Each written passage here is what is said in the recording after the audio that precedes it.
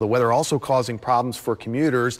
MARC Trains Brunswick Line running on modified service. Check out the washout. Some of the tracks here. The MTA posting pictures of the damage in Frederick County. A lot of people use the Brunswick Line to get from West Virginia into Washington, D.C. There's going to be no service, though, at 4 stations, starting with Brunswick and heading back west. Fewer trains will be running because some are stuck in West Virginia and in Brunswick itself.